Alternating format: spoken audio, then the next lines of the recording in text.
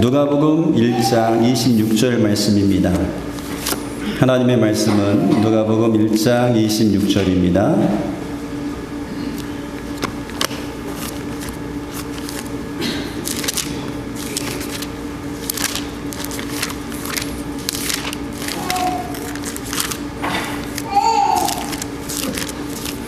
누가복음 1장 26절 말씀부터 38절 말씀까지 좀 긴 말씀인데 우리 함께 읽도록 하겠습니다. 여섯째 달에 천사 가브리엘이 하나님의 보내심을 받아 갈릴리 나사렛이란 동네에 가서 다윗의 자손 유섭이라 하는 사람과 약혼한 처녀에 이르니 그 처녀의 이름은 마리아라. 그에게 들어가 이르되 은혜를 받은 자여 평안할지어다. 주께서 너와 함께 하시도다 하니 천사가 그 말을 듣고 놀라 이런 인사가 어찌함인가 생각하니 천사가 이르되 마리아여 무서워하지 말라. 네가 하나님께 은혜를 입었느니라. 보라 네가 잉태하여 아들을 낳으리니 그 이름을 예수라 하라. 그가 큰 자가 되고 지극히 높으신 이의 아들이라 일컬어질 것이요 주 하나님께서 그 조상 다윗의 왕위를 그에게 주시리니 영원히 야곱의 집을 왕으로 다스릴 것이며 그 나라가 무궁하리라.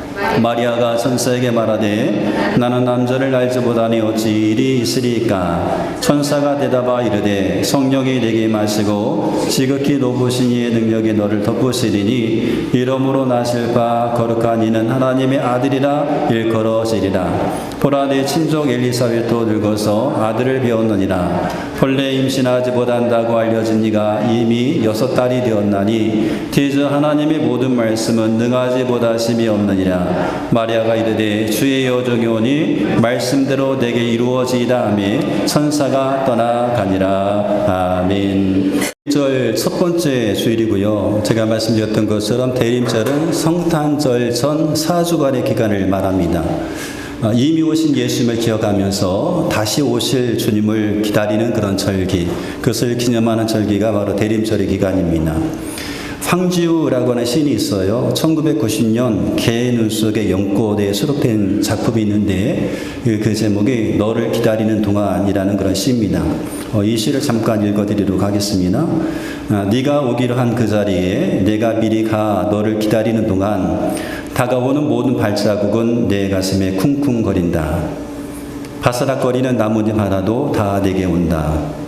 기다려 본 적이 있는 사람은 다 안다. 세상에서 기다리는 일처럼 가슴 애리는 일 있을까. 네가 오기로 한 그 자리 내가 미리 와 있는 이곳에서 문을 열고 들어오는 모든 사람이 너였다가 너일 것이었다가 다시 문이 닫힌다. 사랑하는 이여 오지 않는 너를 기다리며 마침내 나는 너에게 간다. 아주 먼 데서 나는 너에게 가고 아주 오랜 세월을 다하여 지금 오고 있다. 아주 먼 데서 지금도 천천히 오고 있는 너를 기다리는 동안 나도 가고 있다. 남들이 열고 들어오는 문을 통해 내 가슴에 쿵쿵거리는 모든 발자국 따라 너를 기다리는 동안 나는 너에게 가고 있다. 그런 시입니다. 이 시는 누군가를 기다리는 그 시인의 그 심정을 표현한 작품이라고 할 수가 있습니다. 이 시에서 화자는 누군가를 기다리고 있습니다. 사랑하는 사람을 기다리고 있습니다. 기다리는데 오지를 않는 거예요. 문을 열고 들어오는 사람이 혹시 그인가 내가 사랑하는 사람일지도 모른다는 생각 때문에 가슴이 쿵쿵거립니다. 그런데 그런 환상과 실망 계속해서 반복이 되는 거죠. 그렇게 기다림이 계속되면서 이 화자가 깨닫는 것이 하나 있었습니다. 그것이 뭐냐면 기다리는 동안 내가 사랑하는 사람을 기다리는 동안 나도 그 사람에게 가고 있다는 사실을 깨닫게 되는 거죠. 기다리는 동안에 화자도 그 사람에게 가고 있었던 겁니다. 오지 않는 너를 기다리며 마침내 나는 너에게 간다. 너를 기다리는 동안 나는 너에게 가고 있다. 그런 표현을 하고 있는 거죠. 그러니까 너를 기다리는 동안 화자도 점점 더 그 사람, 사랑하는 사람에게 다가가는 겁니다. 그래서 그렇게 화자의 기다림은, 이 시인의 기다림은 수동적인 기다림에서 능동적인 기다림으로 바뀌게 되는 겁니다. 기독교인의 기다림도 이와 같습니다. 기독교인의 기다림은 단순히 수동적인 그런 기다림이 아니라 능동적인 기다림입니다. 우리가 주님을 기다리는 동안 주님에 대한 생각을 하잖아요. 주님을 생각하면서 주님께 더 가까이 다가서게 됩니다. 하나님의 약속을 신뢰하면서 하나님의 뜻에 적극적으로 응답하면서 주님을 기다립니다. 그러면서 우리의 마음이 예수님으로 충만해지게 되는 거죠. 주님을 기다리면서 주님을 생각하고 주님의 마음으로 충만해지게 된다는 거죠. 그러면서 우리의 삶이 천천히 예수님을 닮아가게 되는 겁니다. 그래서 우리의 기다림은 수동적인 기다림이 아니라 예수님을 향해서 다가서는 능동적인 기다림이라고 할 수가 있습니다. 엘리사벳이 잉탄 후에 6개월째 되는 그런 달이었어요. 하나님께서 천사 가브리엘을 마리아에게 보내셨습니다. 마리아는 갈릴리 나사렛이라고 하는 아주 작은 동네에서 살고 있었는데요. 이미 요셉이라는 사람과 약혼한 그런 처녀였습니다. 근데 가브리엘 천사가 와가지고 마리아에게 이렇게 인사를 하는 거예요. 은혜를 받은 자여 평안할지어다. 은혜를 받은 자여 평안할지어다. 주께서 너와 함께 하시도다. 마리아는 깜짝 놀랐습니다. 예상치 못했던 방문이었고 또 예상치 못했던 그런 인사였어요. 그래서 마음이 너무나 당황스러웠습니다. 도대체 이 말이 무슨 뜻일까? 도대체 이것이 무슨 일일까? 그렇게 생각하면서 그 천사 가브리엘을 바라보고 있는데 가브리엘 천사가 마리아의 마음을 아는 듯 조용하게 또 이렇게 이야기를 하죠. 30절과 32절을 보니까 마리아여 무수하지 말라 네가 하나님께 은혜를 입었느니라. 네가 하나님께 은혜를 입었느니라. 보라 네가 잉태하여 아들 낳으리니 이름을 예수라 하라. 그가 큰 자가 되고 지극히 높으신 이 아들이라 일컬어질 것이요 라고 그렇게 말을 합니다. 여기서 천사가 얘기했던 내용 가운데 중요한 포인트가 있다고 한다면 은혜죠. 은혜를 받은 자여 네가 은혜를 입었느니라. 은혜를 받은 자여 은혜를 받았느니라. 은혜를 입었느니라 이렇게 말씀하고 있습니다. 은혜라고 하는 것은 값없이 주시는 하나님의 선물이잖아요. 내가 받을 자격이 없음에도 불구하고 주시는 것이 바로 은혜입니다. 지금 마리아에게서 일어나고 있었던 이 모든 일들이 하나님의 은혜의 선물이었다는 거죠. 은혜로 되어진 것임을 지금 말씀해 주고 있는 거예요. 마리아는 이미 은혜를 받은 사람이었습니다. 마리아여 내가 은혜를 받았느니라. 은혜를 받은 자여. 이미 마리아는 하나님의 특별한 은혜를 받고 그리고 그 은혜가 지금도 계속해서 이어지는 상태였습니다. 은혜가 떠난 것이 아니라 은혜를 받은 사람으로서 그 은혜가 지금 마리아에게 계속해서 임한 그런 상태였고 또한 하나님께서 이 마리아에게 지금 새로운 사명을 주시는 거예요. 내가 잉태하여 아들을 낳을 것이다 라고 하시면서 이 새로운 사명을 맡기시는데 그 사명을 감당할 수 있도록 하나님께서 은혜를 지금 공급해 주시는 거예요. 마리아 내가 은혜를 입었느니라 하시면서 은혜를 공급해 주시는 겁니다. 여러분 마리아만 은혜를 받은 사람이 아니라 우리도 은혜 받은 사람이잖아요.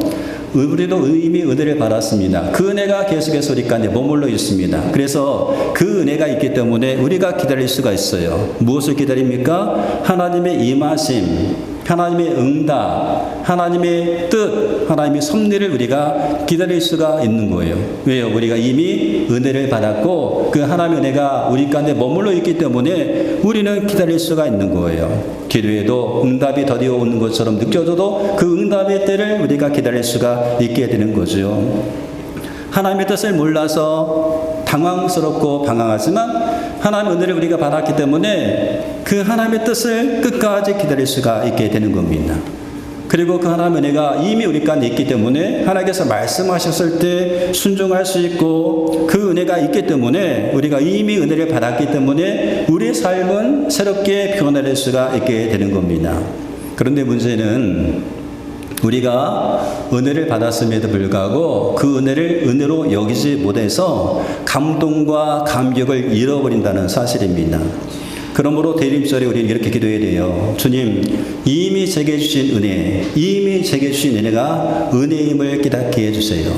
하나님께 이미 받은 은혜가 있는데 그 은혜가 은혜임을 깨닫게 해주세요. 그리고 그 은혜가 깨달아질 때에 우리의 신앙생활 가운데 다시금 감격과 감동이 생기게 되는 겁니다. 그래서 대입적인 첫 번째 주일에 여러분 기도하시기 바랍니다. 하나님께서 이미 주신 은혜, 나에게 이미 베푸신 은혜, 내 삶 가운데 머물러 있는 이 하나님의 은혜가 은혜됨을 깨닫게 하여 주옵소서. 그래서 감사와 감격이 있는 그런 신앙생활 하시기를 바랍니다. 마리아가 천사의 말에 귀를 기울였어요. 근데 천사가 전해준 그 말은 현실적으로 불가능한 말이었습니다. 약혼했지만 아직 결혼 전이었습니다. 그래서 마리아는 이 천사의 말을 이해할 수가 없었어요. 그래서 질문합니다. 나는 남자를 알지 못하는데 어찌 이런 일이 있으리까? 나는 내 상황으로 봐서 이것은 불가능한 일이지 않습니까? 그런 말이에요. 내 지금의 상황을 보세요. 지금의 상황이 이런데 지금의 이 상황으로 그것이 가능하겠습니까? 이런 질문을 던지는 거죠. 여러분, 우리도 우리 현실 때문에, 우리 상황 때문에 때때로 우리가 하나님께 이렇게 질문을 던질 때가 있습니다. 내 현실과 상황 때문에 하나님의 말씀하셨음에도 불구하고 하나님의 말씀을 내가 받아들이지 못하고 그 말씀 앞에서 머뭇거릴 때가 있어요. 하나님은 된다고 하시는데 하나님 제 현실은 그렇지 않습니다. 하나님 제 상황을 보십시오. 이것이 가능하겠습니까? 하나님은 된다고 하는데 제가 가진 것은 너무나 부족합니다. 어떻게 제 삶에 하나님께서 말씀하신 대로 희망이 있을 수가 있겠어요? 그렇게 우리가 반문할 수가 있겠죠. 그러면 하나님께서 이렇게 말씀하시는 거예요. 너는 이미 은혜를 받았다. 너는 이미 하나님의 은혜를 받았다. 그 은혜가 너에게 머물러 있다. 내가 함께한다라고 말씀합니다. 내가 함께한다. 은혜를 받은 자여 평안할지어다. 주께서 너와 함께하신다. 넌 이미 은혜를 받았고 내가 너와 함께한다라고 하나님께서 말씀합니다.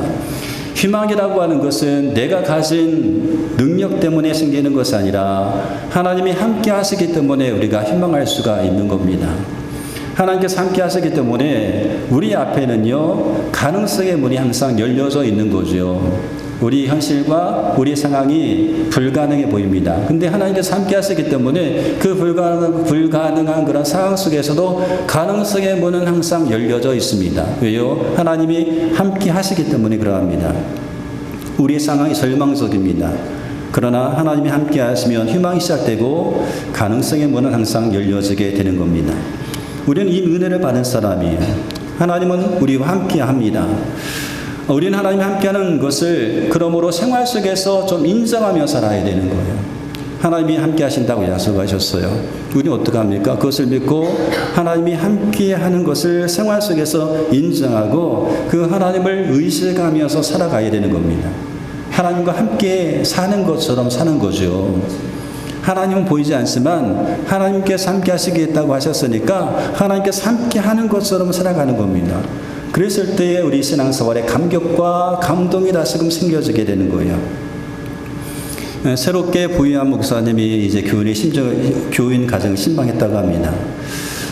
이 가정을 신방하고 돌아간 후에 이 아내가 저녁에 일터에서 돌아온 남편에게 목사님이 신방 다녀가셨어요 라고 그렇게 얘기를 해요.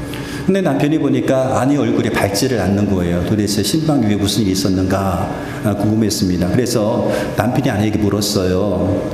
여보, 새로 오신 목사님이 뭐라고 했어? 이렇게 물어보는 거예요. 그랬더니 아내가 이렇게 말합니다. 여보, 목사님이 이렇게 질문을 했어요. 질문했는데 이 가정에 예수님이 함께 하십니까? 라는 그런 질문을 했어요. 그런데 저는 그 말씀이 무슨 뜻인지 몰라서 대답을 못했어요 라고 그렇게 얘기합니다. 그랬더니 남편이 아주 짜증나듯이 짜증이 좀 난 것처럼 대답을 하는 거예요. 아니, 그 목사님이 그렇게 질문했으면 우리 집안은 대대로 기독교 집안입니다 라고 말하지 그랬어 라고 그렇게 말을 합니다. 그랬더니 아내가 하는 말이, 여보, 저도 처음에는 그렇게 생각을 했는데요, 목사님 물으신 것이 그것이 아닌 것 같았어요. 남편도 말합니다. 아니, 그러면 우리 식구들은 매주마다 교회 나가고 가정 예배도 잘 드린다고 말하지 그랬어. 그랬더니 아내가 또 이렇게 말을 하는 거예요. 그렇지만 여보, 목사님께서 물으신 것은 예수님이 이 가정에 계시냐는 그런 질문이었어요. 이 부분은 11날 동안에 목사님 하신 그 질문, 이 가정에 예수님께서 계십니까? 라고는 이 질문, 이 물음의 의미가 무엇일까 고민하기 시작합니다. 그렇게 고민하면서 조금씩 변화되기 시작하는 거예요. 이 부부가 이전에는 그렇게 하지 못했는데 가정에서 누구를 의식하기 시작하는가 하면 예수님을 의식하기 시작합니다. 예수님을 생각하기 시작하는 거예요. 가정생활에서 예수님을 의식하기 시작합니다. 예수님을 그저 막연한 믿음의 대상으로 여겨진 것이 아니라 일상생활 가운데서 늘 함께 하신다는 것이 조금씩 믿어지기 시작했어요. 아, 예수님께서 내 생활 속에서 함께 하시는구나. 이것이 부부에게 믿어지기 시작하자. 그리고 그것이 깨달아지자 그들 부부의 신앙생활은 변화가 일어나기 시작했습니다. 일상생활 속에서 예수님께서 함께 하신다는 것을 깨닫는 것, 그것은 바로 은혜입니다. 그 은혜를 계속해서 잊고 있었다는 사실이죠. 그 은혜를 깨달았을 때 신앙생활에 감동과 감격이 심겨지게 되는 겁니다. 여러분, 우리는 이미 은혜를 받은 사람들이에요. 그리고 지금도 하나님께서 우리와 함께 하시면서 은혜를 베풀어 주고 계십니다. 은혜와 사랑을 베풀어 주고 계십니다. 그 사랑과 은혜를 지금도 받고 있다는 거죠. 은혜를 받은 자여 은혜를 입었느니라 라고 말씀하시면서 계속해서 우리 가운데 은혜를 베풀어 주신 분이에요. 근데 그것을 우리 일상생활 속에서 우리가 경험하게 된다고 한다면 우리 신앙생활에는 근본적인 변화가 일어나기 시작하는 거죠. 잃어버렸던 감동과 감격이 생겨지기 시작합니다. 감동이 있고 감격이 있는 거죠. 신앙생활 하면서 감동과 감격이 있다는 얼마나 큰 은혜입니까? 그래서 우리 가운데 주셨던 은혜, 그리고 지금도 주시는 그 은혜를 우리가 깨닫는 것이 너무나 중요합니다. 가브리엘 전설은 마리아의 불안과 한계를 잘 알고 있었어요. 그래서 하나님의 대답을 전해줍니다. 성령이 내게 임하시고 지극히 높으신 하나님의 능력이 너를 덮으실 거다. 이 말은 단순한 약속이 아니었어요. 마리아에게 주시는 말씀 뭐냐면, 마리아야, 그 일을 이루시는 분은 네가 아니라 하나님이시다. 이것을 알려주는 거예요. 이런 진리를 선포해 주는 겁니다. 마리아야, 너희의 능력으로 되는 것이 아니라 내가 너를 돕고 내가 일을 시작하며 내가 일을 완성한다라고 말씀하시는 거예요. 마리아가 그 일을 이루는 것이 아니라 하나님이 마리아를 통하여서 그 일을 시작하시고 그 일을 이루시겠다, 완성하시겠다라고 하는 그런 말씀입니다. 하나님께서 계획하시고 하나님이 청취하신다는 말입니다. 그래서 하나님이 함께 하시고 하나님께서 역사를 하시면 불가능은 항상 가능으로 바뀌어지게 되는 거죠. 방향이 전환되게 되는 겁니다. 이 가브리엘 전설은 이 사실을 마리아가 좀 더 이해하기 쉽게 하기 위해서 이미 하나님께서 다른 사람에게 역사하셨던 한 가지 증거를 제시하죠. 그것이 뭡니까? 36절에 보니까 내 친족 엘리사벳도 늙어서 아들을 배웠느니라. 이미 5달이 되었느니라. 친족 엘리사벳의 이야기를 해주는 겁니다. 엘리사벳도 임신하지 못한다고 알려진 그런 사람이었어요. 사람들은 이미 판단했습니다. 그리고 의학적으로 가능성이 없었습니다. 그런데 하나님은 그 불가능을 가능으로 뒤집어 놓으셨어요. 그리고 천사는 이렇게 선언합니다. 30절 말씀까지 보니까 하나님의 모든 말씀은 능하지 못하심이 없느니라. 하나님에게서 나온 어떤 말씀도 능력 없이 끝나지 않는다는 말씀이에요. 하나님의 말씀은 능력 없이 끝나지 않는다. 하나님 말씀하시면 반드시 이루어진다. 이 말씀 아니겠어요? 우리가 창세기에 보면 아브라함이 나그네를 대접한 일이 있습니다. 근데 그 나그네가 하나님께서 보내신 천사였잖아요. 이 천사를 대접했을 때 이 천사가 아브라함에게 이렇게 말을 합니다. 내년 이맘때 내가 반드시 내게로 돌아오리 네 아내 사라에게 아들이 있으리라. 아브라함이 99세 때였어요. 그렇게 말씀을 하는 거예요. 이 말을 듣고 있었던 89살 되었던 사라가 속으로 웃습니다. 아브라함과 사라가 나이 많아 늙었고, 그리고 사라도 이미 아이를 가질 수 없는 그런 몸이었어요. 그래서 사라가 엿듣고 있다가 속으로 웃습니다. 그때 선사가 아브라함에게 이렇게 말을 하죠. 사라가 왜 웃느냐? 그리고 왜 내가 늙었거늘 어떻게 아들을 낳으려 하느냐? 하시면서 창세기 18장 14절에 보니까 여호와께 능하지 못한 일이 있겠느냐? 여호와께 능하지 못한 일이 있겠느냐? 기한 이를 때에 내가 내게로 돌아오리니 사라에게 아들이 있으리라 라고 말씀하십니다. 그리고 1년 후에 사라가 아들을 낳게 된 거죠. 하나님이 하신 모든 말씀은 반드시 이루어집니다. 성취되는 것입니다. 그러므로 하나님 말씀은 우리 간에 힘하게 되는 거죠. 우리 간에 소망하게 되는 것 아니겠어요? 그 말씀이 능력인 겁니다. 마리아는 하나님께서 이렇게 말씀하셨을 때 그 말씀을 믿었습니다. 그리고 그 말씀 앞에서 이제 이렇게 고백합니다. 주님의 여종이 오니 주님의 말씀대로 내게 이루어지리라. 주님의 말씀대로 되기를 원합니다. 난 주님의 종입니다. 주님의 여종입니다. 주님의 말씀대로 되기를 원합니다. 하면서 자기 삶 자체를 하나님 앞에 드리겠다고 지금 헌신하고 있는 거예요. 마리아가 앞으로 펼쳐질 어려움을 몰라서 이런 고백을 했던 거 아닙니다. 천의 몸으로 아이를 갖는다. 부정한 여유로 지켜서 돌에 맞아 죽을 수도 있었습니다. 요셉에게 파혼당할 수도 있었습니다. 그러나 마리아는 지금 상황을 본 것이 아니라 하나님의 말씀을 믿었고 하나님을 바라보고 있는 거죠. 하나님 말씀 믿었습니다. 그래서 그 말씀 믿었기 때문에 어때요? 이 약속의 말씀이 성취에게까지 순종하면서 기다릴 수가 있게 되었던 겁니다. 마리아는 하나님의 은혜를 받았고 은혜를 지금도 받고 있습니다. 계속해서 은혜를 배워주신 거죠. 그 은혜가 이 마리아라 하여금 순종의 자리로 이끌었던 것입니다. 그러면 여러분, 마리아가 순종한 다음에 순종하겠다고 결심한 다음에 어떤 일이 벌어졌을까요? 마리아에게 있어서 두려울 만한 상황이 일어났습니까? 아닙니다. 일어나지 않았습니다. 하나님께서 미리미리 다 앞서서 일을 하기 시작했어요.